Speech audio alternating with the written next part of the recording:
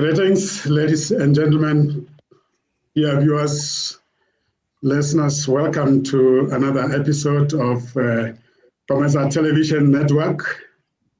The mind, the journey, the destiny. We apply our mind to the journey that takes us to our destiny. Our shows are based on the principle we call the idea.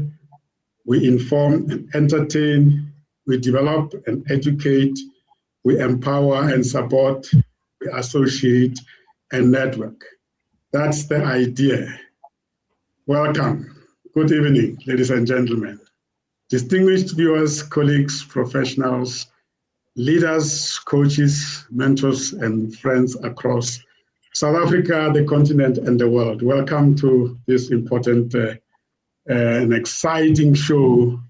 We call it Professional and Executive Coaches or Coaching and Mentoring Enterprises. As enterprises, this is the COMETSA Tuesdays. The third Tuesday of every month is dedicated to coaching and mentoring. And today we're going to talk in particular about coaching. I am Sam Zima, and it is indeed an honor and privilege to host and anchor this show tonight with this panel of esteemed coaches, practitioners, and professional leaders. Managing professional and executive coaching and mentoring as enterprises. That suggests that we're not talking about coaching as a service or as a product only, but we're looking at it from an enterprise perspective. This series seeks to position coaching and mentoring not merely as informal conversations, but as a structured, professional and organizational interventions capable of transforming leaders, institutions, organizations, and cultures and human performance. Our focus this evening is coaching client engagement process. One of the biggest challenges in the coaching and mentoring profession today is that many organizations and practitioners still approach coaching without structured engagement framework. Yet successful coaching outcomes do not happen accidentally. They are built through intentional processes, professional ethics, strategic alignment, measurable outcomes, and sustainable developmental in relationships. Tonight, we will explore this with the coaches, and I'm going to introduce them to you. I'm going to give them an opportunity to say a few words, who they are, how they ended in coaching, what did they do before they became coaches, and of course, how is it being in the coaching industry today? I'm going to start with a familiar face, Coach George. Coach George, just say hi to our listeners, our viewers, introduce themselves and answer that question. What brought you into coaching and what did you do before you became a coach? Over to you, George. Thank you, Sam. And thank you very much, audience, for tuning in today. It's always a pleasure having you on board as we share ideas. Yeah, so how did I get to be where I'm sitting today? My background is law. I studied law, practiced law for 10 years. I left and went into corporate and occupied various senior positions along the way. I did 23 years of that. So I bring 41 years of experience in business to my coaching. And when I started the business, it was 2019, just before COVID.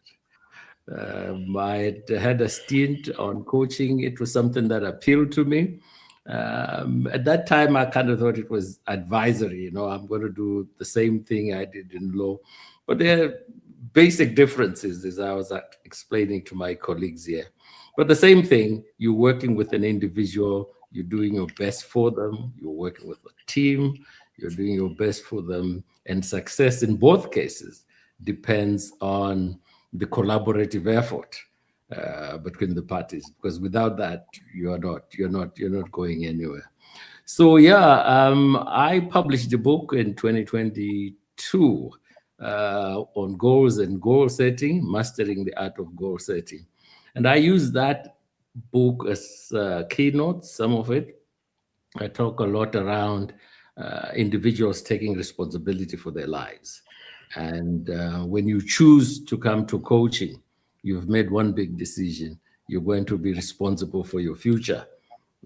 And that's a big one for most people, because taking responsibility is not the easiest thing. It's easier to point a finger and ask your employer or neighbor to do something for you.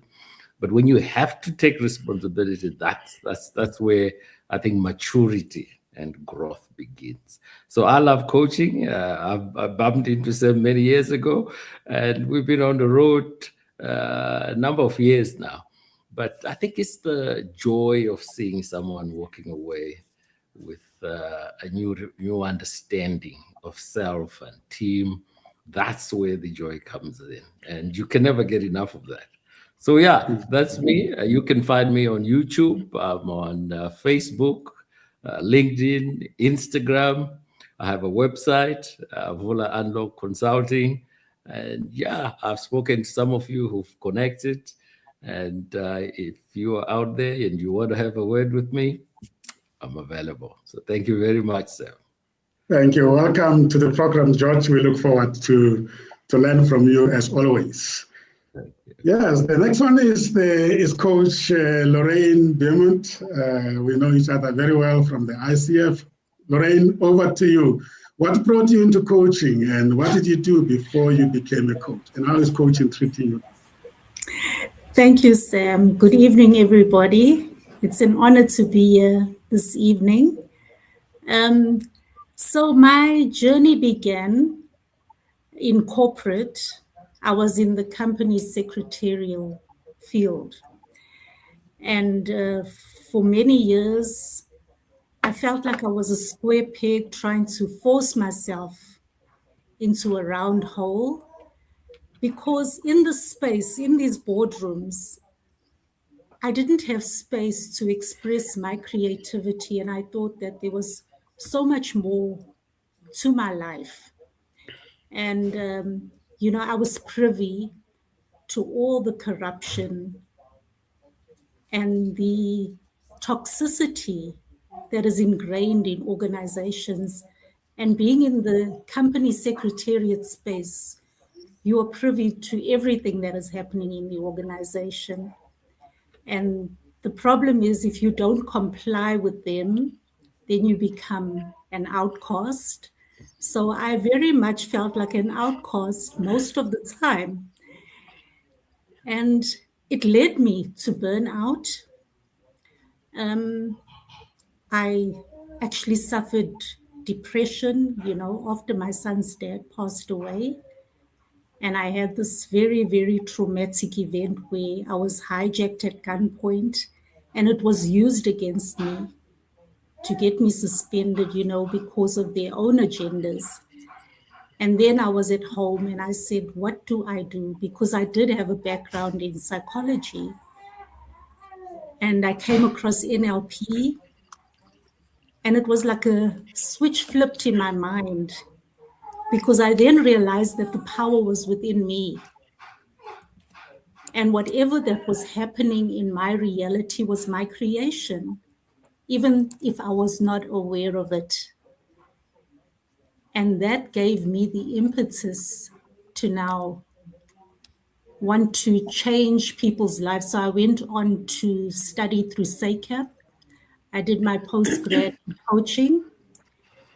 And I developed my own coaching model. It's called Shape Up, because I just found that Grow was a bit too basic, and I wanted to do more holistic and deep coaching. And yeah, this is the model that I use with my clients, and I could tell you a bit more about it later. But yeah, now I am working for myself. I've established Recreate You, and my mission is to assist clients to recreate themselves from the inside out. Because when the change comes from within you, it becomes sustainable. So I have that company, and I'm also a director on the International Coaching Federation of South Africa board at the moment. So yes, I do individual coaching. I do team coaching. I do facilitation. I do speaking as well. And my name is Lorraine Beaumont. You can find me on LinkedIn. You can find me on Instagram and Facebook. Thank you. Sorry about the noise. Let me just try and sort that out. I believe there's a background noise. I'll sort that out. Thank you so much, Lorraine. We look forward to engaging with you this evening. And we are glad to have an ICF South Africa board member with us. So I'm sure there is some insights to pick up from your input. Thank you so much. The colleague that I spent a couple of days ago at the Africa Summit conference by the ABCCP, and I'm glad we continue the conversation around coaching, Thuli. I know who you are, I know what you do, I have experienced your passion in the conference, but please introduce yourself to our viewers and tell them, what did you do before you decided to become a coach? How is coaching treating you today? And how do people actually connect with you? Over to you. Thank you, Sam. Good evening. It's a pleasure, really, and a privilege for me to be here. And thanks to Sam for the invite. My name is Matulwane Mshe, but everybody knows me as Thuli Mshe. And how I came into coaching is my background is in human resources.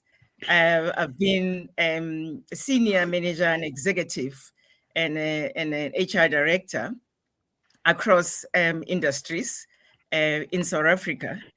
So in my role as part of the EXCO, the C-suite, I used to observe that in particular, CEOs will come in, having been interviewed, being successful, very bright, and get into organizations, and not long, they start faltering, and they come through, and in the end, they leave. Most of them leave prematurely. And also, I've also observed senior managers transitioning into executive positions and struggling with transitioning into the strategic role than the operational role. So there has always been, I must just say, my innate passion in trying to support these people. So when I ended up leaving corporate, the only thing that I needed to do was to do coaching and make sure that I fulfill that fully as a trained and qualified coach. I'm an executive coach. I trained with Consciousness Coaching Academy, and I also do facilitation. I do consulting work as well. And as Sam alluded, I'm very, very passionate about coaching, about supporting individuals to really be the best versions of themselves. Thank you, Sam. Beautiful. Thuli, I really look forward to learn from you today and get a bit of that energy in you when we talk about coaching. Thank you so much for joining us this evening. Alicia, my friend of many years, yes, so it's been wonderful to reconnect with you at the recent COMETSA conference. Wow, what a great surprise and what a pleasure for me to have found out that you never left this profession. You are as engaged as years ago when you and I met. Welcome to this program, and please introduce yourself. What did you do? What brought you into coaching so early in your professional life? And what sustained you? And what do you like about what you do, Lorraine? Alicia, I can ask you so many questions, but let me leave that. Well, thank you, Sam, for having me. Hello, visitors. Hello, new friends. I made friends tonight with my colleagues. So it's a bit of a long story, but I will make it short. So I had been an executive director from a young age. First as the leader of the Advice Center at UCT, and then the executive director of UMAC, and then of Interfund. And so I come from the NGO sector. And during all that time, so I was an ED for about 11 years. And I tried to be a good leader. But to be honest, I'm not sure I succeeded. So I would send myself on courses, my staff on courses. At UCT, I had a massive development budget. But, you know, people would come back to the office and they'll just be themselves again and we'll have the same problems. So in 2005, Interfund was going to close down due to a funding crisis. The European Union had been funding us and they decided to go, you know, the bilateral route, funding South African government. And that same year, I came across this coaching course and I had never heard of coaching before. This is in 2005. And I was intrigued and I went to the board and I said, look, I'm going to be without a job soon. Will you fund me for this course? They said, okay, they will. And from day one, when I walked into the classroom, I was hooked. I was like, this has been the missing link. And I, you know, did the first year training course and I still had some staff because we only closed down in July 2005. And I started coaching. I started coaching everyone, family, friends, staff, and I just threw myself into coaching. And it's around the same time, Sam, that you and I met through a mutual friend. And I remember this friend saying to me, this is the guy you should know if you're going to be serious about coaching. So yeah, we're still around. We're the veterans. In any case, fast forward then.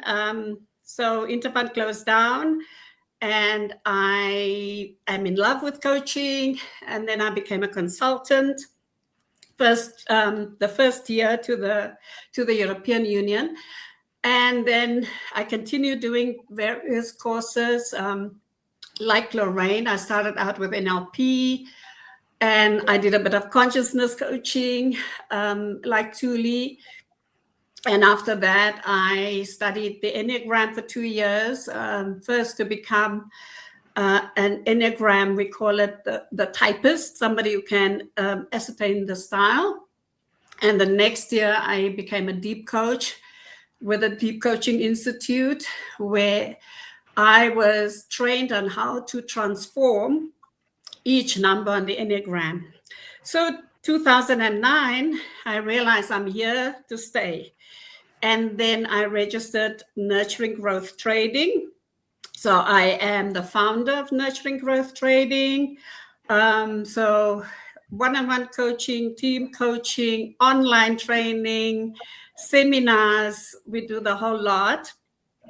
Very exciting. My book is coming out the end of this month, and it's called Patches, Coaching Stories of Overcoming and Possibility. So do watch this space and please pre-order.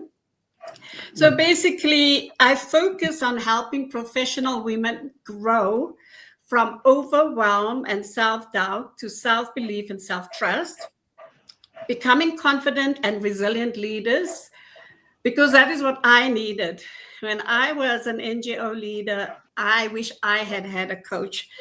So yes, I've worked with more than thousands of women, transformed lives, families, companies, teams, and this is such an honor to be able to be doing this work. So thank you for having me. Thank you so much. You've covered it so well. But we're still going to extract more insights from you. Sure. And for me, it's an inspiration, you know, knowing where you came from and what you went through. And now you're on the other side, hand-holding other women, executives and professionals. How privileged and blessed we are. And it was really a great honor meeting you, and I'm glad we're now gonna call you to come forward when we talk about authorship, to unveil that book. Please do. Yeah, we do also have, thanks very much, Alicia. It's a blessing for me to have reconnected with you. Our friendship goes many years back, and I'm glad we are in the same profession. We also have Lindwe Broderick sitting with us here. She's been invited by me as an observer guest. So if she doesn't talk, it's not because she's not interested, it's because she's listening attentively. And of course, at the end, when we check out, if she feels she has some nuggets taken from us that she wants to share with us, she's welcome. But otherwise, good to have you here, Lindwe. Thank you. I'm so honored. I'm definitely Beautiful. gathering all the insights. I hope you are inspired already. Oh, yes. There's so much that I'm learning. There's so much to take in. Yes. No pressure. In the background, we do have a Grace Lebogang Misajwa, also a sister of mine of many years, and still in the corporate. She's not able to show onto the platform because of connectivity challenges, but she's following the discussions. So, Lebogang, if you can, you're welcome to drop some message in the chat box. I'm not sure whether you are able to also view us from Facebook, LinkedIn, or YouTube. That's the place where you can drop in a message, and we could be able to read and hear what you are experiencing. Now, this topic is one of the first topics you get exposed to when you go into coaching. Because at the end of the day, as a coach, you must be able to have clients. We call them clients. Some people call them coaches, but they are clients. They have a huge purpose, they have a huge responsibility, and they identify coaching as an intervention. I was talking to Tuli yesterday and some of you and saying, you know, we forget that there is a structure that you follow to get to a point where a client say, look, I want you to coach me, or I want you to coach my people. There's a lot of work that goes in it.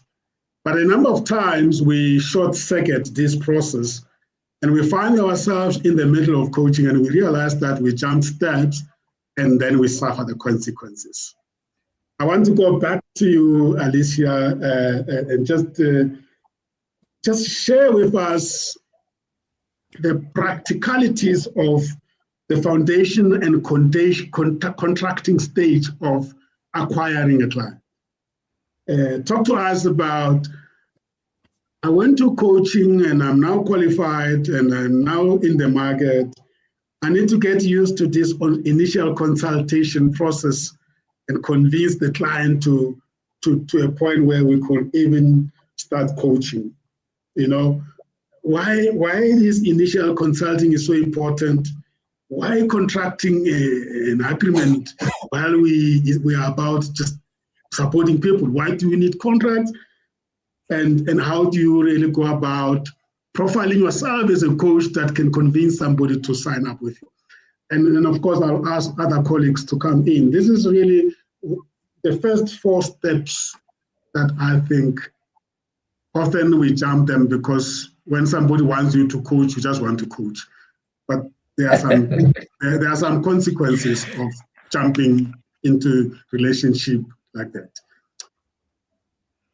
Right. So with your permission, I almost want to start even before the process of the discovery process and all of that, I want to speak really briefly about marketing and visibility, because every coach I meet is passionate about coaching, but so few coaches are comfortable with being visible, and every coach who's been trained and has come in touch with this gift that they have to offer and is passionate about changing lives need clients, right? And so positioning ourselves and being visible and being part of networking platforms is just so important. And I want to start there because for some reason, and maybe I was the same 20 years ago, where I separated working in the business and working on the business, but working on the business is equally important, if not more, than getting the skill of coaching, etc., because there's a whole cycle, right? So before we contract with the first client, let's say the client comes through a company, there's a whole process, there's a conversation that happens, and it's different if it's a first-time client for that particular organization, like Nurturing Growth Trading, or if, for instance, it's the South African Reserve Bank that we've had a partnership with since 2008, So, but if I were to go back to 2008, and I remember having to submit a proposal, and then it was the conversation with HR and L&D at the time. And then, so the partnership depends on both parties, right? It's like both parties checking each other out. It's like when we date someone, there's chemistry and we think, oh, I think I like this guy. But then you go on the first date. And this guy takes a 20 Rand note as a toothpick after he's eaten his food. And you go like, whoa, I thought I liked this guy. But there's some things like I cannot live with that. And so it's not just about, the company checking us out. It's also, is there chemistry from our side? Is there alignment? Is there values alignment? Can we as coaches really add value? And so, what we do at Nurturing Growth Trading, we offer chemistry sessions. So you can ask for a free chemistry session with me. And then with a chemistry session, we have a process. There's an intake form. There's an Enneagram assessment form. And so, like I say, then when the chemistry session happens, it's like both sides ask themselves, the coach asks, is this person coachable? And has a checklist of whether the person is coachable. The client asks, is there chemistry between me and this person? Is this a good match? I'm not even too sure what I want to work on, but will this person help me define what I want to work on, etc. So I'll stop here and then give one of the other coaches a chance to come in. You're on mute, Sam. Thank you so much. Just before we ask others to come in, the importance of branding and marketing your services, and the challenge, the difficulty of packaging coaching offerings. How do you overcome that? It's often not that easy, like selling products or goods. Yeah, so my own journey has been a very, very long journey. I've recently joined the coaching hub. So what I like about the coaching hub is that they help you formulate your coaching offer. So it is a coaching offer, being clear about that. And then there's the funneling process. And then there's the marketing process, and then, there's the exiting process. So a lot of this, so this is working on the business.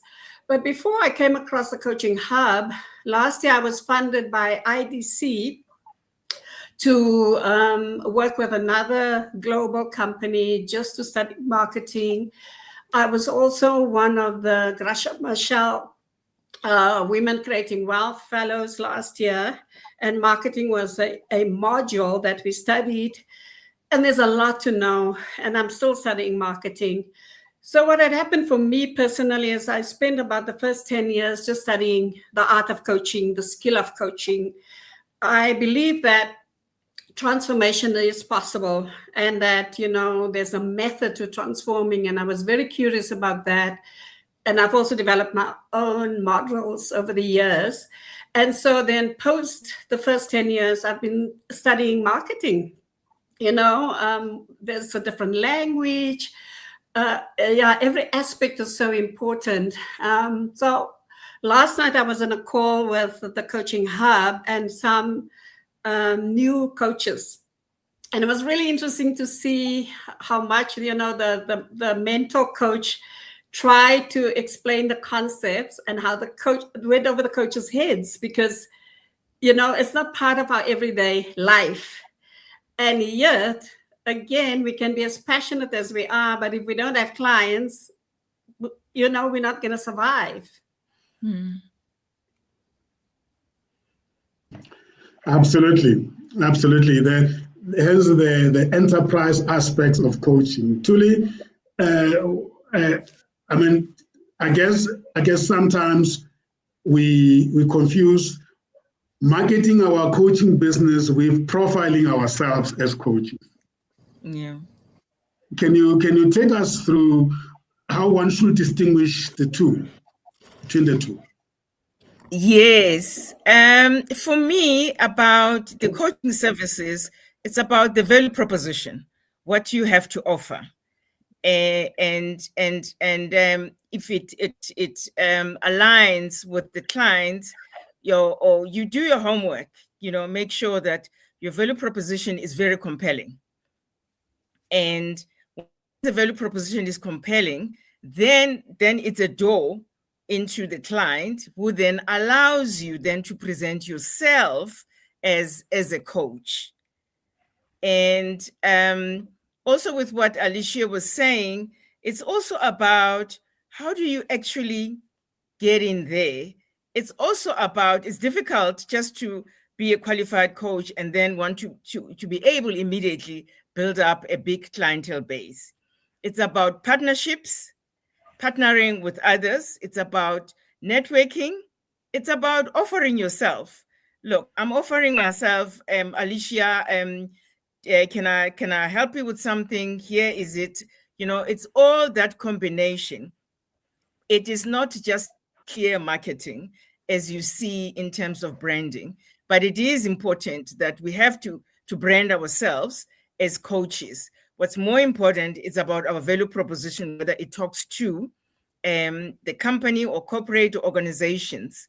So just to add with to what Alicia was saying. Beautiful, beautiful. And it is indeed important. I mean, the profiling of yourself as a coach speaks to you as a product or a service, if I may say so, because you bring that difference. But the platform or the brand that you then go to the market with is what I guess the focus of branding and position is all about. Alicia talking about working on your business, not in your business. Many of us, we get so excited about coaching, we forget that to get to a point of coaching, you must have actually sold coaching as a value proposition. Yeah. And because most of us are a one-man, one-women band, you tend to hit the instrument that you like most, and you forget the most important other instruments that actually bring you business, right? I like that one man, one woman band. I'm going to steal that. Lovely. We're talking coaching enterprises, not forgetting that, yes, we are the product, we are the services, And when you deliver that service, you have got other dynamics, George. Sometimes you can actually land into serious ethical issues because of not respecting the limitations. And then let's talk about coaching contracts, coaching agreements, and of course acknowledge the point made by our fellow coach here, Nomvio Bengani. So very true, that's what she says. One needs business skills in addition to coaching skills. I think that is a topic on its own. And I think Julie, you started addressing that, but let's come back to it. I just wanted to acknowledge her comment there. George, being an ex-lawyer, practitioner, legal person, talk to the importance of actually having a coaching contract before you can even coach, and how do you go about it, and what kind of contract is that? Okay, thank you, Sam. Even before I get there, just to reinforce that aspect about marketing and sales, because coaching is like any other business. And unfortunately, when we train people as coaches, when we train people as lawyers, as we train them as engineers, we do not put a marketing element to it. And they find out when they're out there that, hey, man, I'm the best at what I do, but nobody's knocking on my door. And so that is huge, that aspect of that we've talked about. That if you're going to succeed, you're going to have to go out there and put a value proposition that attracts people. All right, so coaching agreement. I guess, George, before you move on to the question I raised earlier, but just to follow through, I guess is marketing to who? That's also another dynamic. Do you market to the person that you are ultimately going to coach? Is it the same as marketing to a person that is going to sponsor somebody that you're going to coach? And where is that person in the coaching who is not even being coached but is paying for this service? You want to talk to that a little bit? Yes, I think clarity about who your market is very important. And so if you're a coach whose market is, say, the wife who has been abused, your market is the individual that you're looking for. In our role as executive and leadership coaches, our market is actually the business that gives us the executives. So once you're clear about who you're marketing to, but there's also a crossover in the sense that there will be executives who actually don't want their employer to sponsor them, but they want the coaching and are willing to enter into a direct relationship with you to advance themselves without necessarily having to report. So that clarity about who's your market is very, very important. You want to be clear about that.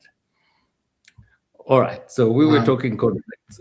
Yes, let's go back to contracts. There's a question there from one of our network friends, Tendani Mnonoka. She's asking, why is it that coaches are not easy to find?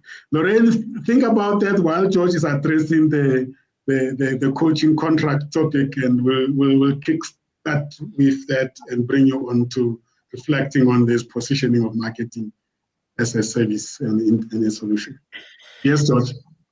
Right. So typically when you are engaging a client on a coaching journey, you have a set number of coaching sessions that you're going to have. Let's say 10 for argument's sake, and you're plotting the journey. If you do not reduce everything into writing in terms of why are we here, what are our expectations, who does what, when, how, along the way, if that isn't clear, there's likely to be misunderstanding. In fact, you may actually have a big fallout because you didn't clarify right at the start. So the purpose of for that coaching agreement is like any business agreement. You want to be saying who has what responsibilities, who has what benefits, etc. out of it. That clarity helps the individual right at the outset. These are my expectations, and these are the rules of the game. I know coaches who get in without it, and 9 times out of 10, you end up misunderstanding each other. With all the goodwill in the world, because it's not reduced to writing, there's likely to be those misunderstandings. George, lawyers are very expensive. Can we as coaches afford lawyers to draft these contracts for us? Or how do we mitigate that? Well, the contracts are literally quite affordable contracts without having to go to a lawyer. Really, it's the journey that you're going to walk. My name is George. I'm going to coach Mary for 10 sessions. It will cost her so much per hour. And these are outcomes that she wants. A simple agreement without necessarily having to go into a lawyer's office to get that thing done. But of I'm being very intentional in asking that because we could scare a lot of people who want to become coaches. So it's basically about agreeing on the deliverables that you are going to be achieving, and also the relationship and the conduct that you are going to be showing. I mean, the way you're going to conduct yourself in delivering that. Am I right? So there could be, there are templates there that you can get that speaks to what are the things to cover so that everybody knows what to expect from each other, right? Yeah, the templates available. But what I would like to emphasize, though, is once you have reduced that contract into writing, ensure that both parties fully understand and appreciate the contents. All too often, life gets busy. People sign without reading the contract. And before you know it, again, you're back to square one. Once the final document is done, share it and take a moment to say, have you read it? Have you understood it? What are you not comfortable about with this one? What stands out? Clear that. If you have to redraft it. And then sign on time. Because sometimes, as I say, we're all in a hurry to get things done, and you miss things, and that creates unnecessary friction in the journey going forward. Beautiful, beautiful. I want to leave you with this thought, George, and the rest of you will come back to this aspect of contract before we move away from the section that Alicia was addressing, and that is the difference between the administrative coaching contract and the development coaching contract. I think we need to clarify that as well, because the two are not the same. And I think I'm very much loving the developmental coaching contract, because there we're talking about what am I going to help you with to become what you see my coaching skills. And that is often the contract that we forget.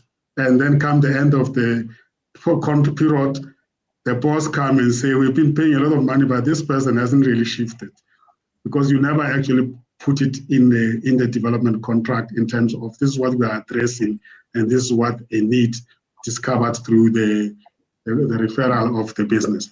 Lorraine, let's respond to Tendani's question there. Why are you guys so scarce? You say that you are so difficult to find. And then, of course, you can also chip into some of the points we've addressed. Yes, thank you, Sam. Well, it depends on where she's looking. So, and what she's looking for, actually. And, this is very important in the coaching relationship, because if she's saying, why is a coach so difficult to find? I'm not sure whether it's the experience that she's had with not being able to find a suitable coach, one that she could relate to, or whether she is looking in the wrong places. Like, what type of coaching are you looking for instance? Because normally the executive type of coaching, the companies would contract with coaching companies and they would be referred through that process. But if you're looking for life coaching, I mean, there's so many of them on Facebook and Instagram, and there's just so much noise relating to coaching. Everybody calling themselves a coach who's done a weekend course, you know. So I think in choosing a coach, it is very, very important to consider, who is this person? What is it that I want to achieve from this coaching? Do I understand what coaching is, what I want to gain from the coaching? And we have things called chemistry sessions in coaching, where I will meet with prospective clients and we see whether we have a relationship, whether we can form a relationship. Because it's very difficult for a person to work with the coach whom they do not feel psychologically safe with. Because coaching should be a space where I can just let go. It's a space where I don't want to be judged, you know, because I do enough of that on my own. So this is a space where I can explore what is it that I want to achieve in my life, and what are the things that are standing in my way, in a really safe space where I'm not going to be pushed and judged and criticized. So I think it's very important in the coaching. It's a demand and supply question, I guess, Lorraine, because if a client says, look, I'm looking for a coach, I'm not finding, the first question is going to be, say, where are the coaches? Why are they not making themselves available? Who do they talk to? And then, of course, then you can say in what region the person is. But I think the reality is that there's a lot of noise. We might be making noise talking to ourselves, but not talking to the clients. I mean, Julie, George, and Alicia, we've been in the conferences very recently. And let's be honest, I would have loved to see 50% of the people in that conference being the potential clients, so that we can talk to each other. I mean, when you go to the market, you expect to find the coaches and the suppliers and the customers together. So perhaps that is also a feedback, Lorraine, before we go into the other next steps. That as coaches, we must understand that we have the responsibility to develop our market, number one. We also have the responsibility to do what I will call edge marketing. You can't always just be promoting, you have to educate the market. And then we must create spaces where coaches and the clients are meeting. And lastly, from my side, then I'll let you talk, is that more and more our services are bought not by the people we coach, they are bought by buyers of coaching, which either happens to be the line managers or the HR or somebody responsible for OD and development in a company. But those people are busy with many other things. They make a RFP. Let's say they go to a procurement or supply chain consultant to put together a document, they send it out, and then we all respond. But many a times, I think somewhere we're missing each other. And I'll hold it here, and I would like us to explore this a little bit, and then afterwards we can talk about the coach selection, trust building, and coach assignment in the context of your section, relationship and alignment, Lorraine. But anyone can come on this one. Can I just say something around the question from the listener? That it's a question that must cause us to reflect. Because the reason why she's asking is because she does think we're scarce. And therefore, how do we change that? So it's a good question and leaves us with a lot of work to do. Absolutely. We might also not be accessible. Lorraine and anybody else, please come in on this topic of saving our market and growing demand and educating or supporting the buyers of coaching. Are we doing enough? No. Sorry, I was just looking at this comment. Sorry. I don't think that we are supporting our buyers enough, and perhaps the exploration point should be, how do we support them? What kind of support are they looking for? Because I think that the solutions lie in the questions that we ask. And perhaps we are assuming that we know what they need, because if we're getting questions like this, why is it that coaches are not easy to find? It's more than likely that we haven't entered into that gap of what is it that you are actually looking for, because you see people left, right, and center selling coaching. But what makes it difficult for a good coach to be found? And, what are those areas that we need to be addressing in order to be found? So I think perhaps these need to be put into our proposals, our value propositions as coaches. So I think this work is very, very amazing, Sam, and it's so necessary, because it seems like we're shooting in the dark and we're all going in one direction, assuming that this is what the world needs, this is what the country needs, and this is what organizations need. But what do the people actually need? So I think that's Thanks, Laurie. Absolutely, I make a mental note of that. That's why I was talking about edge marketing, and also exploring fields and areas where we have never been, and meet people who are not necessarily coaches but clients. Julie, any reflection from your side? Yes, just to add on the edu marketing, because often people don't know a difference between coaching and mentoring, and it's just used interchangeably. And of course, there's a lot out there like life coaching. And so I think it's an opportunity, in fact, a call to action for us to focus on this edu marketing. What is it that we are about? And it's always easier if we do it as a critical mass, as not as individuals, to say and find create spaces where there are potential people who or potential clients who will require coaching, but it's mostly about the education. I believe that we need to do more of that and be more accessible in other areas where generally people wouldn't even think about a coach.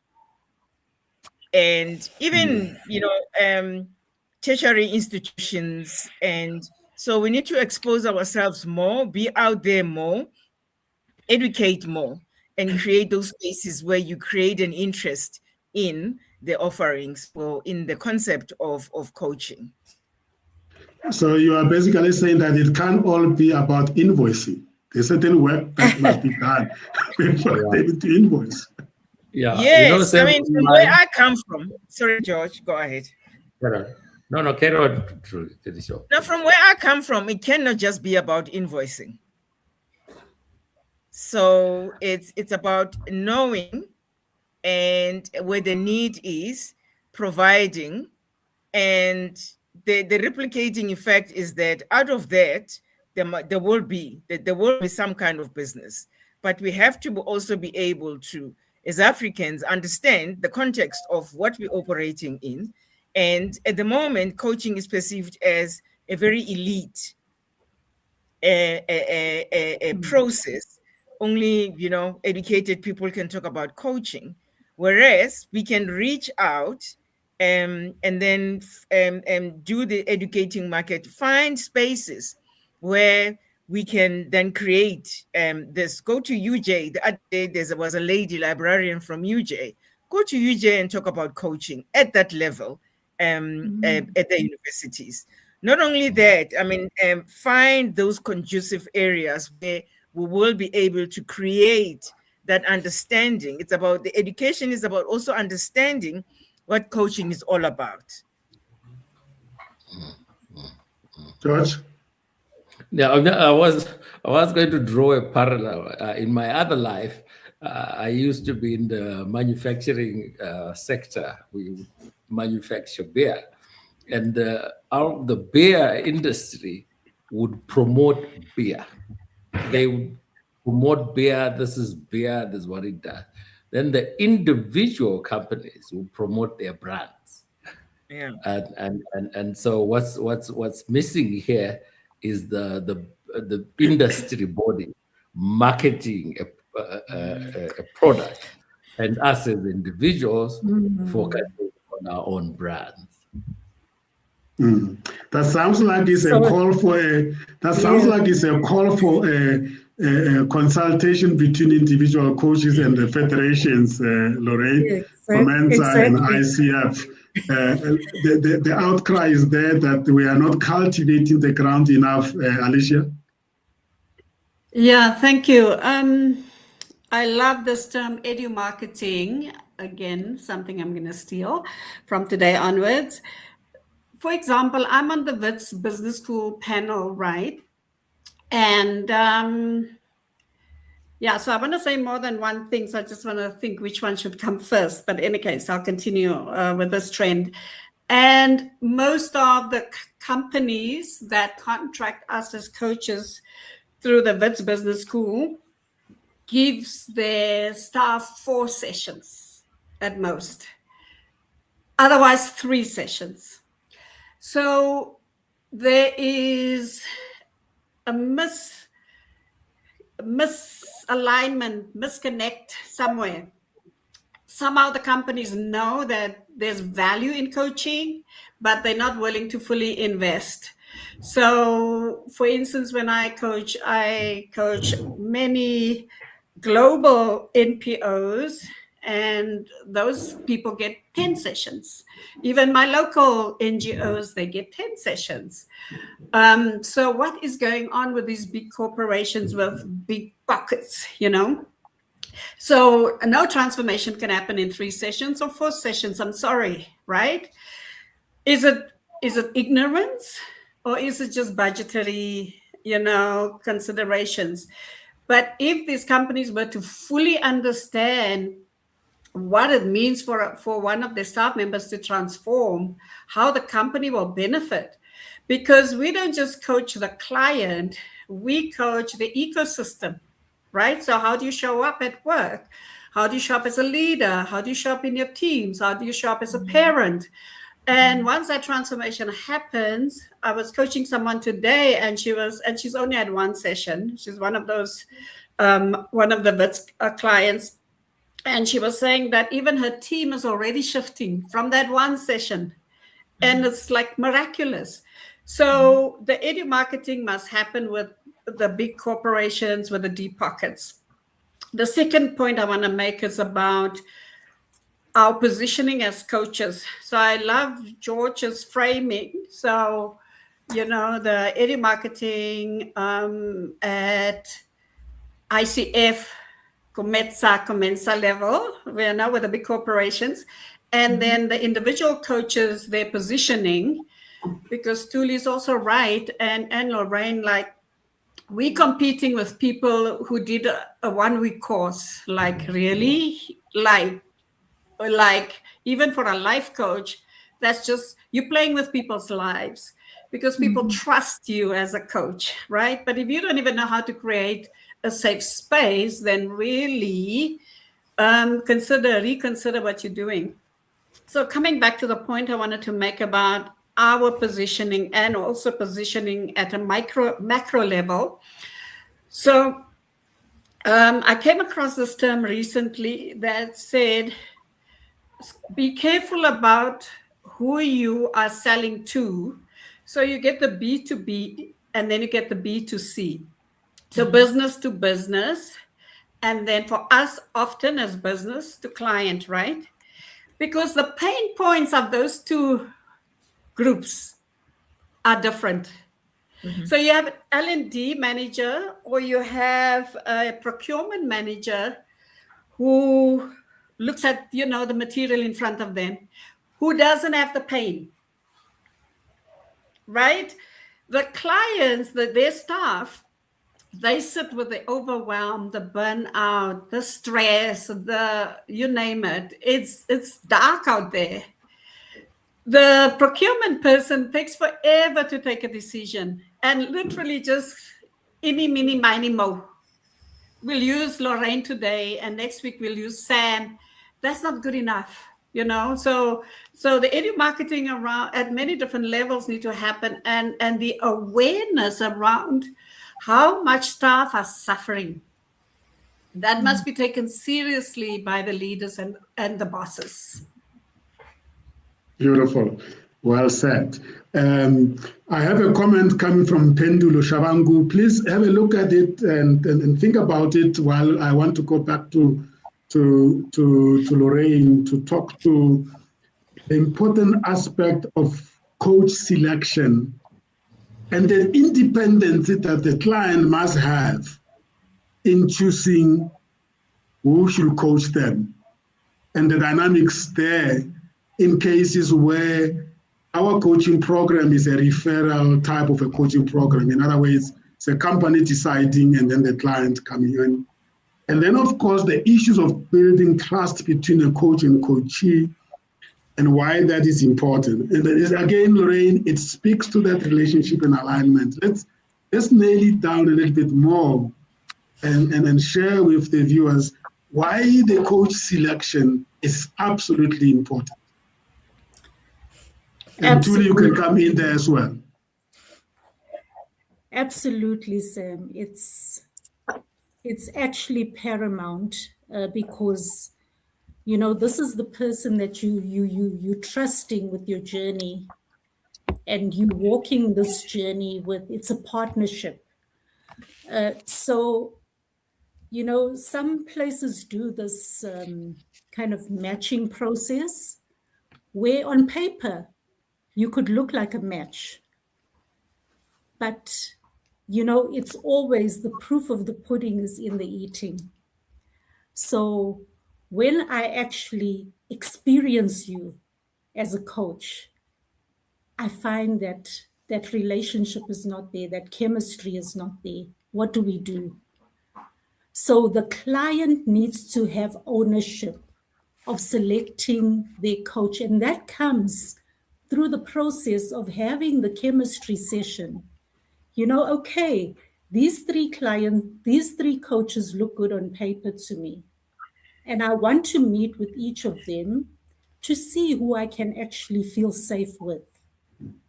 You know, and I think that also in the selection, you know, the coach's credentials also play a role.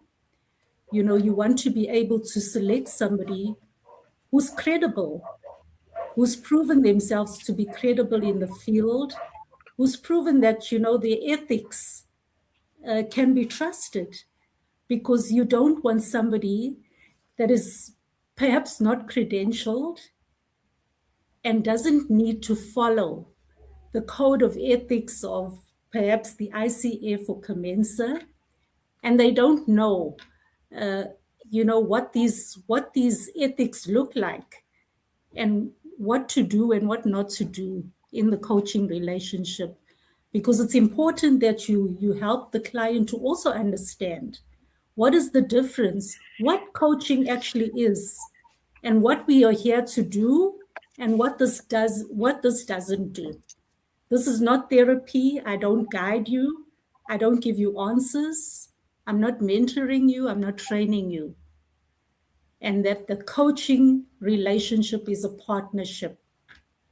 So yes, I think that in the session, in the three-way session, if we're doing it through an organization, it's very important that we outline this when we set the foundation with the organization to say, this is how we relate to the coach, to the coachee, and this is how we relate to the organization as the sponsor. So this is what we are able to divulge with the coachee's permission, or if the coachee so chooses, and this is what the journey looks like. But my relationship was with the client, and the organization is the sponsor. but our relationship remains confidential, and that should be in the agreement. And what else did you say? Yeah.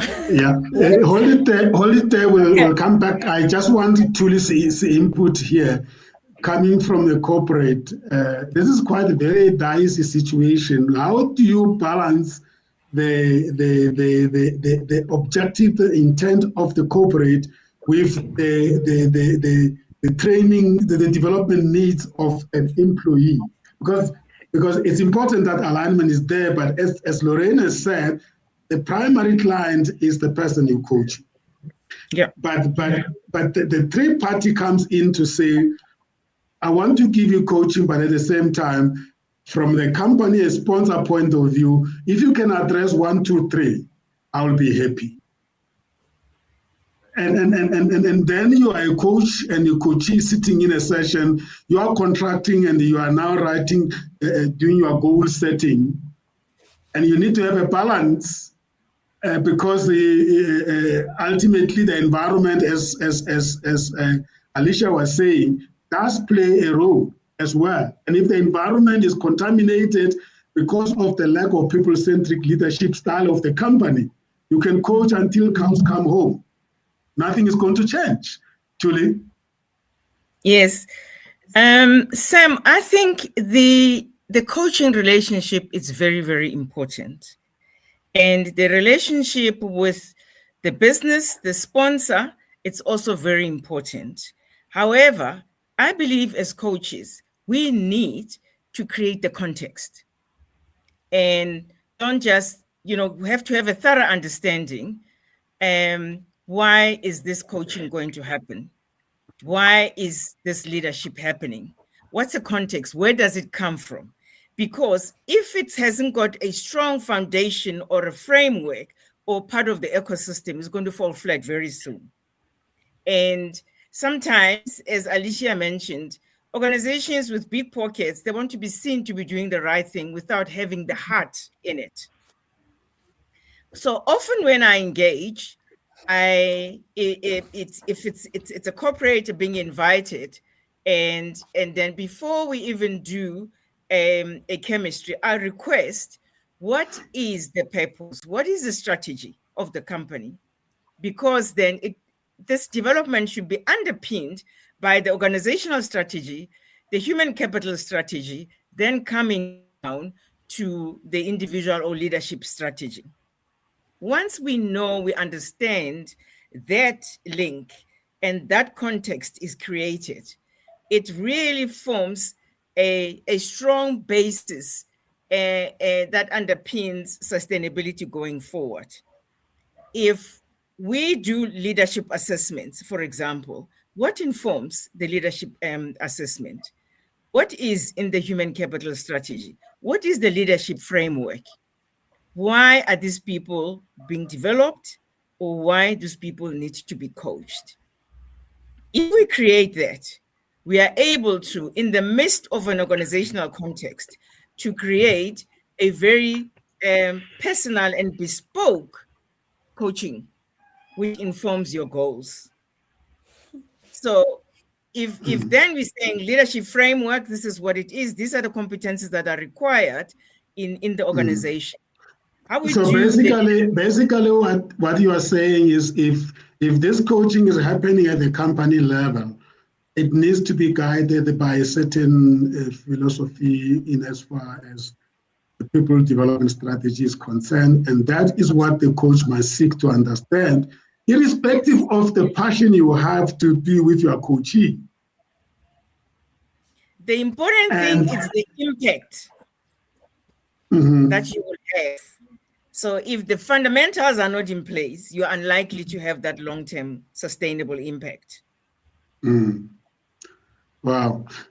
That's another masterclass, a very controversial one. In fact, at some stage, Alicia, I remember we used to have a very heated debate about what businesses want us to coach on and what actually coaching should focus on. But it looks like we have gravitated closer to each other to understand that the person's goals and the company's goals somehow needs to be aligned to a certain extent without compromising each other, because these are all the stakeholders to us as coaches. And I think what we are saying here is that we need to facilitate that engagement and make sure that the employee doesn't get coached against the desires of the company, but at the same time, the company doesn't prescribe as to which topics you handle when you are sitting in the room with your coachee. Underline that, we'll come back to that. George, I want you to respond to Bendule's question there. This is very, very important when it comes to taking coaching outside the boardroom into the community, to society. He's saying that I believe coaching should start at high school. I think there is rationality there, and I mean, some of us are volunteering a lot in communities type of coaching, but it looks like maybe there's more demand for such kind of level of entry into it. Alicia, I also want you to come after George from your NGO perspective. Okay. Yeah, we were talking about edu marketing and starting them young, as they say in sport. Start them young is the medicine that you need to fight the problem that I think Tendani mentioned, why are coaches so scarce to find, etc., etc. Because once people know from an early age what is coaching, what circumstances do I need it, why do I need it, then it becomes easy for them to navigate. I'll give you an example. I played golf with a very prominent leader in business. So he says, "Hey, what do you do?" So I say, "I'm a coach, an executive coach." He says, "Oh, I don't need anyone to tell me what to do in my business." So I was patient. By the time we were done 18 holes, he fully understood what coaching is all about. But here's the thing. That was 4.5 hours of me working with this guy and explaining it. How many people get that opportunity to understand what coaching is all about? And so starting them early is the antidote. We really need to start them, teach them when they're young, let everybody know what it is all about and why they should have the benefits there, the downsides of all those things. It's very important. So yeah, it's a very good question, and I think it's a good contribution, Mr. Shabangu. We should actually start coaching much earlier. Wow. Alicia? So if we lived in an ideal world, I would say, yay, let's go for it. A couple of years ago, I coached a school principal, and I was meant to also coach the senior teachers at the school. And to my shock and horror, I discovered that the principal was really lacking, whether it was communication skills, social skills, IT skills. So my contribution would be if we could get the teachers, if we could get funding to coach the teachers first, I think the reach will be profound. And I'm just being contextual. Like I said, in an ideal world, of course, the teachers, the principals, the kids, but this is still South Africa, and coaching is expensive. And again, for the industry bodies like ICF and COMETSA, can we get funding? Can we partner with, for instance, the government, National School of, I forget what it's called now. Sam, they were at the conference. Can we have a conversation at that level? Can we find funding for the teachers and the principals? And it will make a huge difference in the country. Absolutely. I must mention the fact that I'm a member of both COMETSA and ICF. At the ICF level, during COVID, I participated in the ICF Foundation program, which was a volunteer program by the members of ICF globally, helping the frontline staff dealing with the type of difficulties they were dealing with.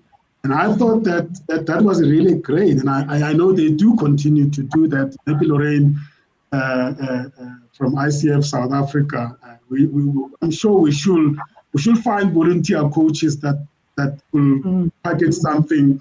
And from ICF South Africa chapter, maybe to engage with ICF Foundation to say that Africa has a need for this kind of programs.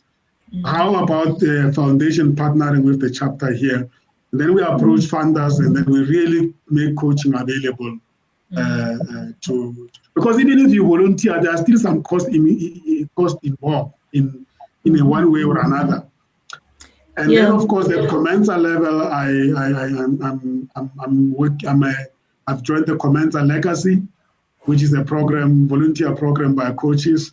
And at the moment, I'm proud to say that I'm coaching master's students at Stellenbosch University and UCT University as a result of that. And then it's for free. And for me, because in the volunteering, there's a lot that I learn, and that contributes to my own development as a coach. And I want to encourage COMETSA to even take that further, to then do the same thing they do with universities and post high schools to the schools. And let's rather say, okay, the programs are there, but the coaches are not coming forward. Then we need to challenge coaches to say, if you don't grow your own industry, who do you think is going to grow your industry? Yeah. Agreed. If I could just a little bit of failing the promotion of ICF Foundation and COMETSA Legacy, but I think it's for the good causes. Yes, Lorraine? Yes, so thank you for raising this, because this has been a discussion at the board as well. One of the reasons I joined the ICF board was to be able to make coaching accessible to those who are less advantaged, because it is seen as really exclusive. And we have a social impact portfolio now that is actually doing the work. And I think as having experience with the NGOs, perhaps it would be great for Alicia, you and George, perhaps, to make contact with Peter Twine. He's responsible for the social impact portfolio, and perhaps just share ideas, I think that we need to get together as this group of masterminds to make that difference, And we'd welcome your input. Absolutely. Thank you. Because we're going to be having a position, I think, for an executive officer for social impact as well. So watch the space. It's going to be a volunteer position. But I think, we get an opportunity to make a difference. Let's take it. Beautiful. Great. Beautiful. There's another point there raised by I think it's the Mulukwani, Tom Mulukwani. Is there a coaches association?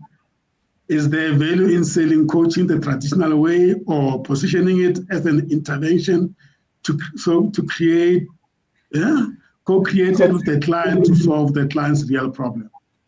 I think it's a very loaded question. Number one, yes, I guess that's why we're talking COMETSA and we're talking ICF. There are many others all over the world, but I think the Africa board, where Tuli and I met, they're very passionate about Africa, and the work they do there is worthy mentioning. Tuli, anyone want to take this on? I think it's another reflection point there. How do you go about this co-creating the solution with the client? But I think there are two questions there. One is about the associations. I think we addressed it. Lorraine is here as a board member of ICF South Africa, so we are well represented in that regard. And then, of course, the other one is that he's suggesting that we need to relook the way we're marketing coaching rather than we need to be collaborators in resolving or addressing the problems that clients are faced with. Good. I'm watching a time, and I want George to lead us into the last part of this. We are not necessarily listing the steps. I hope viewers are picking it up that we are actually following certain steps that we need to be in there in engaging with clients. But we are now deeply rooted into the actual coaching itself. And I want George to take us into those last pages. And George, everything comes to end, obviously. I mean, you don't coach forever.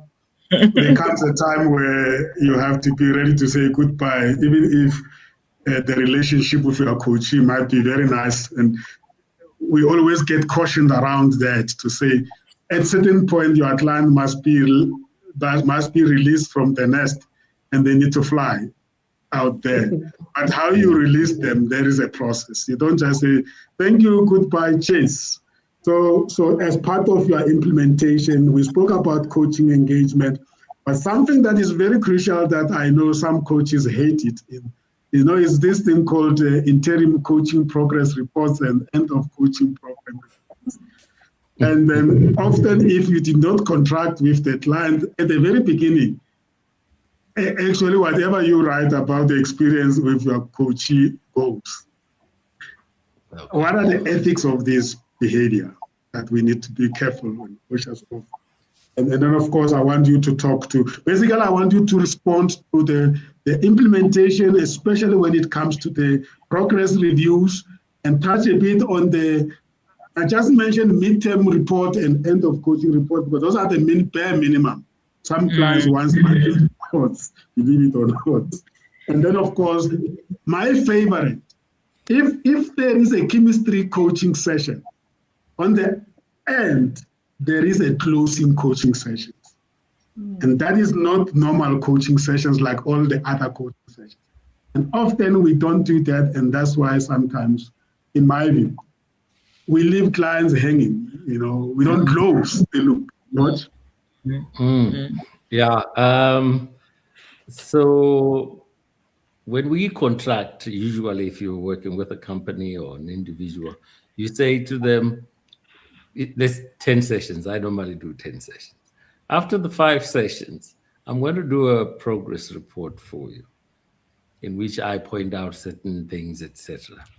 I look at it like I'm a sports fan, so you hear me using sports examples. So if you're looking at Formula One, the car is going around and then they go what they call pit stop. You're going to go pit stop, change the tires quickly, and off you go again. That's much like your halfway report. You're saying to the guy, this is where we are, this is what I'm noticing, etc., etc. But you'd have put it in your original contract. At the end, you have what you're calling a closeout report, which I actually prepared one yesterday. A closeout report is to say, all right, this is what we have noticed, and now you're giving recommendations in there. You can actually give recommendations. So if it's a business, for instance, a company, you have noticed a trend. Say you're still noticing a pattern. You could actually put it there because then the HR can digest that. You say, here's a pattern that's emerging, and they can then obviously take it forward. But it also helps the client to see their journey through. And the last point you made the chemistry session at the end. That's huge, because not only is it for them, but it's also for you. Because at the end of the day, that client is going to be able to say, I noticed X, Y, Z, etc. That develops you. And you want to be honest and say, okay, what could I have done better? That's an opportunity to, shall we say, to panel beat your own coaching process. But it's very important whenever you do it, because all too often we want to charge for it. But you could literally have it as a stand out and say, listen, 30 minutes, let's just close the loop on this one. How did you see it? I can share some of the thoughts that I have. And so, yeah, that process is very, very important, but important to ensure that you put it in the original contract, that it will happen, and that there's an expectation that it will be done. Yeah. Yes, Tilly. Thanks, George. Beautiful. Thanks. Just to add on what George has been saying, I actually add that as I do a questionnaire called Coaches, Reflections and Acknowledgements, and it is purely from a coach's perspective. And when we close out, we have a discussion about that, and I ask the permission of the coachee if it can be shared with the line manager or the sponsor. But it's important, just supporting what George is saying, it's quite important to have that reflection, because this is a partnership, and it's also about our own development as coaches and how we are being seen and perceived by the clients and the coaches. And that is valuable indeed. And often I do it for free, because then they give limited coaching sessions, and then I set up after that and I do it for free, because it's important for me to get that information. It's like you're having a closure. A closure, Yes. It doesn't mean you're not going to be meeting the client again, but you need to end formally end the program. And yes, indeed, getting feedback is a way of doing that. As George said, you harvest some learnings from that. A comment, just referring to the previous point by Nomvuyo. When I was secretary of the ICF board, we coached on ED, I guess that education or enterprise development for social impact. There you are. So there are many courses out there that we could partner with and help us grow the profession, and also help people see coaching as not a nice to have, but a must have, especially for our country and the continent. I'm looking at time, colleagues. Just one more comment coming here that I want to also share. Again, Tendani is back saying, yes, I think the weekend qualifiers should be the one starting at high school. I'm not sure whether I understand that. The life coaches, I think, with one week. I think. No, please don't. I know. No, I'm sure it was a joke. I'm sure it's a joke. But I think the point raised here is that what is loaded behind that message and the point we raised earlier on, I think it's in the interest of any coach, even if you had a short course into coaching, that you stay on a continuous development and better. Because if we're going to say 3 months coaching courses are not needed, then nobody will ever enter coaching, because coaching training is very expensive. Yes. But I think the point is, don't stay there with 3 months qualification, because that knowledge is not sufficient for you to then can claim your space, which normally people that go into coaching, they already have a coaching way of being inside them. Your profession, where you come from, your culture, your personality, those things actually is what makes you a good coach. The qualification is to allow you to enter and also know the ins and outs. So it doesn't mean that with 3 months you can't be a very good coach. The key thing is you need to continue on the learning, you need to credential and accredit yourself, and then you need practice. And you need a supervisor. You'll soon forget that we did a 3 months one at the beginning, because the later qualifications just build on the previous one, right? So we are not saying that, get a supervisor. And supervision as well, right? And in fact, all of us, and in fact, I've just confirmed a series of supervisions now. I know part of it is because it's required, but I think it should be done not because it's required by some sort of another authority. You need to do it, it's just healthy, it's a good thing to do, right? So thank you, Tendani, for raising that controversial point. It makes us talk. I want you to think about how you're going to reflect on this conversation. I'm very glad that we did cover quite a lot of the points that we wanted to cover. But as you think around checking out, please don't forget to to connect with the viewers and tell them how they can engage further with you beyond here. And then, of course, if you can reflect on recommendations for the coaching associations. We are not a coaching association. We are a mastermind group. We are all belonging to those associations. In our own right, we can make recommendations. So yeah, let's just spend some time reflecting on the issues we've raised. What are the takeaways for you from this conversation, and how best we can actually continue this conversation, and then how do viewers out there continue engaging with you? In other words, where do they find you? As Tendani was challenging, where do they find you to continue the conversation? Anyone feel free to do that. And Elindi at the background there, if you feel motivated to share with us what your takeaway with, we'll give you a chance before we close the session. Who wants to go first? I'll jump in if that's okay. Yeah. Yes. So my biggest takeaway is the edu marketing, both at macro level and at micro level. Then I want to add something I didn't have a chance to speak about, and it also falls under education, but it's a different kind of education.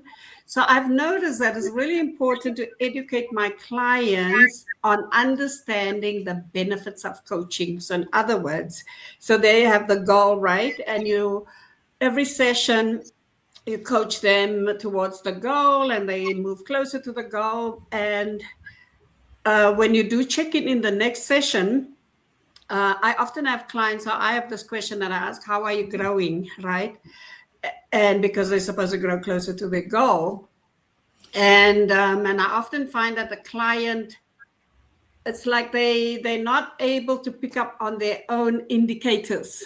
So then I will say, so I will listen to their check-in and I will say, and I will give it back to them and I will say, but this is different from before. This is different from before. And we call this benefits. The reason why it's important is that by the time we do the final closeout report, and I do an assessment before the closeout report, which the client completes, then the client is able to state their own benefits, and the client is able to give you really good testimonials, which again keeps the cycle going, right? So there's this understanding that this was my goal and this is how I grew closer, and these are the exact things that changed in my life, and they reflect back on that when they give your testimonials, and then other clients get attracted and curious about working with you. So thanks again for the opportunity. I can be found, I'll just say my Instagram, at nurturing, the word nurturing, NURTURING.growth. And I'm known as Executive Depth Coach Alicia. That's me. Thank you for the opportunity, Sam and the rest of the panel. Thank you. Thank you very much for those reflections and closing remarks, Alicia. As the gentleman here, I must be the last to speak. No. I was told that, ladies first all the time. So I'll let the ladies speak and then I'll speak right away. Okay, I'll go. Thank you for the opportunity.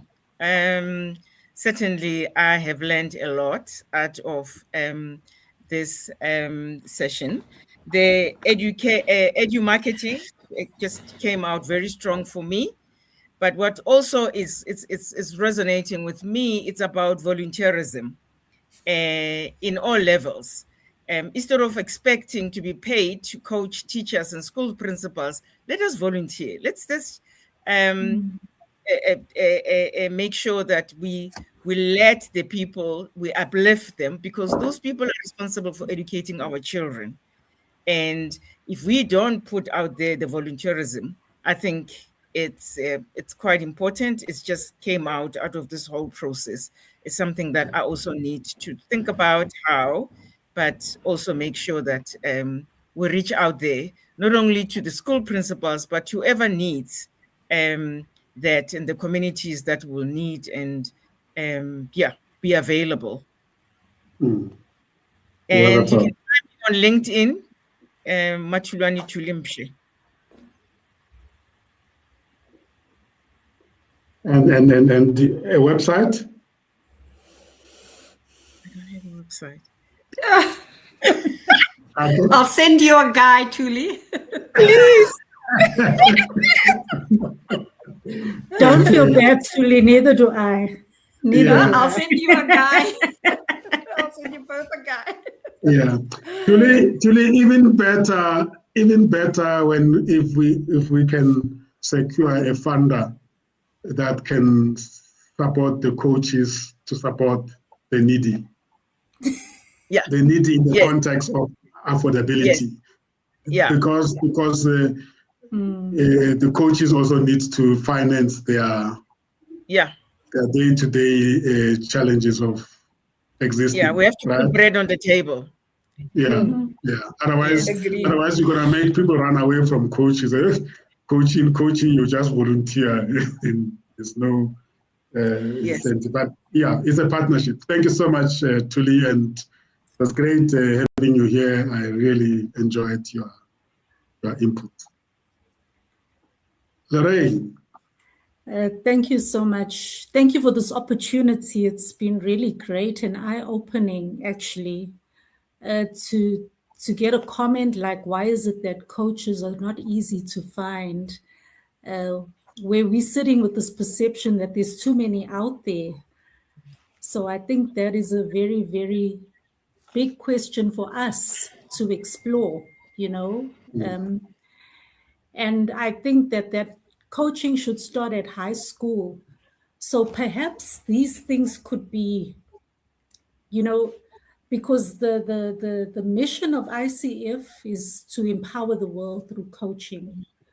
So how do we position these needs? Because I'm very passionate about Africa, putting Africa on the map and, you know, coaching within the African context and making them more aware of our challenges, because these are some of the challenges that I brought to the attention of regional, that our rand-dollar exchange rate makes it very difficult, especially for entry-level coaches, to enter the space, and it keeps it monopolized.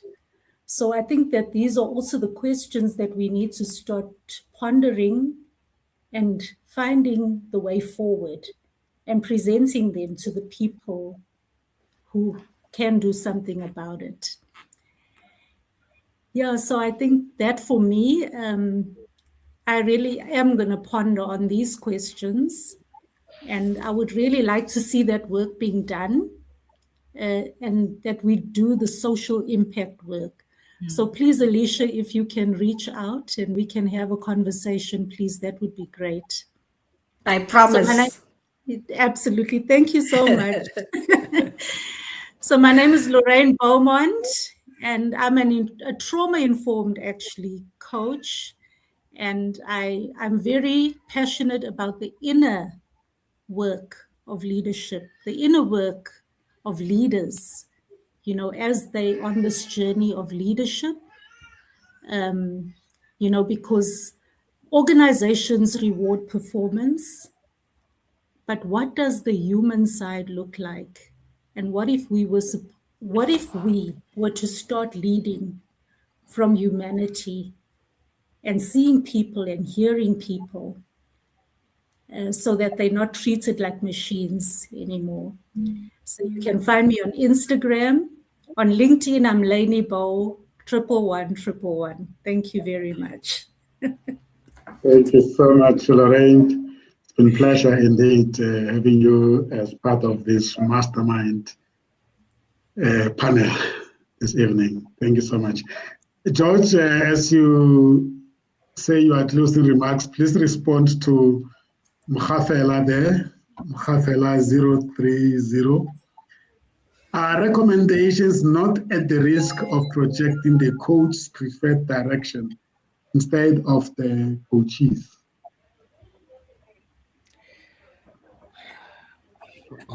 Recommendations. I'm not sure I get that. You mentioned that as part of your close-up report, you will also bring out some recommendations to the company or to the client. Oh, yes. Oh, yes. So in any coaching engagement, there will be, shall we say, factual situations that come to light, or a pattern that's in the business. Or in the recent case I had, it was a lack of psychological safety amongst literally almost everyone who was being coached. And my point there is I've observed that. And as I exit, I want to share that with HR to say, in my closeout report, this is what I have observed. They may go in there and say, actually, but there's no merit in this. But they may go in there and say, actually, here's an opportunity to investigate and do something about it. And so that's what I meant. The recommendations from the individual will help me. Maybe your typekeeping is not good. Maybe when you speak too loudly. Whatever it is, those will help me grow as a coach. So it cuts both ways. The benefits are for me and for the organization. And obviously, if it's an individual, I can just share what I have observed, which wasn't actually probably discussed. All right. So as I close out, for me, it's great because today we actually looked at two sides. We looked at the processes as they affect the actual coaching process. And we looked at the macro, as my colleague has put macro as to say, the coaching profession itself. How are we going? What's our route to market? How are people experiencing us? How accessible are we? And that very valid question around when should coaching start? When I was a student studying law, every Saturday we were obliged to go out to what we called the legal aid center. And the ordinary folk would come on a Saturday, and you would sit down with them and listen to their issues, take down notes, and whatever you quite understood, you'd write it down. If you could help, you couldn't help, or you could just take notes and give it. But the Legal Aid Center, what it did is that it brought an awareness to us that this is actually a privilege, studying law the way you are. The majority of people have no idea what's going on. And secondly, what it did was it helped those people who didn't have, because literally as a student, by the time you got back, you were so zealous about trying to help. You spent months following up on that case with experienced lawyers to ensure that something was done about that case, because you've got that zeal. So I think it's something that can be applied into the coaching profession as people are training to go out there and share some form of coaching with people as a way of giving back, as it were, to the community. Yeah, those are my takeaways, and long may we continue with these sessions, Sam, because I know they help people, but they also help us as presenters. Thank you. Thank you very much, George, for those sentiments. Indeed, it has been wonderful. We have learned a lot, and the journey goes on. Just final remarks from Nomvio. This was great. Thanks, coaches. I'm taking away the importance of the pit stop, the closing session, and that we still need to do a lot of work selling coaches or coaching. Yes, that's all inclusive. From Rachel Matoyani, I hope I'm pronouncing it well, Rachel Matoyani. Thank you so much for the insightful coaching session. I truly enjoyed listening and learning more about the work you do as coaches. Thank you for sharing your knowledge and experience with us. We appreciate that. Thank you so much, Rachel, for tuning in. Yeah, ladies and gentlemen, the time is the only challenge we have. So we have to bring it to end. Thank you so much for tuning in.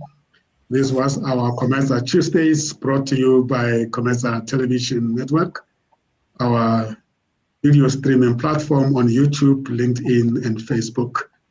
The mind, the journey, the destiny. We apply our mind to the journey that takes us to our destiny. As stated at the beginning, our shows are based on the principle we call the idea. We inform and entertain, we develop and educate, we empower and support, we associate and network. That's the idea. I hope we lived by this principle, and we look forward to welcoming you next time. My name is Sam Zima. Let me remind those of you that want to be part of our mastermind groups. We have many, many mastermind groups, but the most important ones, every Tuesday, same time, here at COMETSA Television Network, 1800 hours, South Africa Standard Time. We have the COMETSA Tuesdays. And the third Tuesday, like you have it today, is dedicated to coaching and mentoring. The last Tuesday is dedicated, which is next week, is dedicated to our Lekgotla African Learning and Facilitation Methodology. If you really want to learn about the African Lekgotla methodology, tune in next week, Tuesday, same time. The first Tuesday of the month, we dedicate it to one member of COMETSA Friends and Supporters Club, or many members. They tell us about why they are part of this ecosystem. And the second Tuesday, which Alicia cannot afford to miss, we dedicate it to authorship and readership development. And I tell you, last week it was fireworks. We had authors here in the studio. I'm telling you, it was lit. And I can't wait for the next month's second Tuesday when we shall be talking to authors. We want to develop authorship and readership, and we want to grow African authors in whatever topic. We even had fiction authors. For the first time, I got so inspired how much one can learn from fiction, authors and books. So please also feel free to visit our website. You can actually scan the QR code that is there, showing there, or visit cometsa-goc.com, and right at the bottom, you will be invited to join COMETSA Friends and Supporters Club as an individual member or a corporate. And if you're an existing member, just log in and put your email address and mention that you can't remember your password. You will be reminded, and the process is seamless up to the point of you receiving your own membership card, your certificate. But that is not enough. The most important thing is what we did tonight. Be part of the mastermind group, contribute, and let's grow the continent and the country together. Thank you so much for tuning in. You stay in the studio, colleagues, as I'm saying goodbye. I don't know whether Lindy has anything to say before I totally cut off. Lindy, what did you take away from this session? I was just enthusiastic student here, taking lots of notes. I had really thoroughly enjoyed understanding the different aspects of this partnership of coaching. I have a lot of notes that I had stars, and I will bring that forth to you. I do second the fact that coaching should start on the student level, because being a mom, I know Mr. Sam is coaching my son, so I do second that idea. And a whole lot of things, being visible and being present as a coach, it's really important. I know we as coaches, it's very difficult to find coaches. That's a very true statement. But I mean, people don't even know they need a coach. And then there's different dynamics, there's cultural differences, there's understanding of how it works. There's a lot of things that needs to be more edu-marketed, as you mentioned.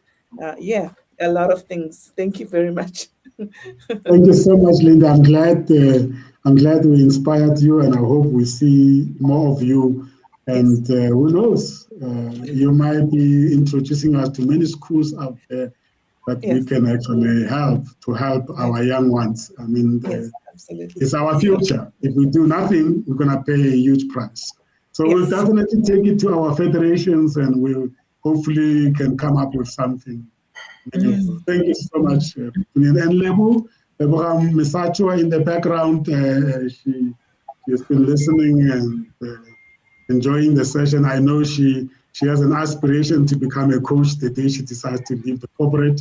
I hope I did not reveal too much of your plans, Lebu, but that's why you are here. And we need many people out there who are in corporate to think of the days when they're no longer wanting to be in corporates, to come and join us and contribute to develop the younger ones to take over from those spaces that we are leading. So it's a huge calling for Africa, for South Africa, and we cannot sit and do nothing, and coaching is the thing to do. And of course, on some other evenings, we're going to be talking about internal and external mentorship, something that is so profound and that is deeply rooted within our culture. If you're an African, you must have come across a mentor. They may not call themselves mentors, but there are many, many of them out there that are helping us navigate the challenges of life. Thank you so much. And of course, to our viewers and the contributors on the chats, thank you so much. We really appreciate you. Really enriched our conversation. You ask very penetrating questions that really make us think seriously about our roles as coaches and the roles of our federations. Thank you so much, and goodbye. We'll see you next week. Bye.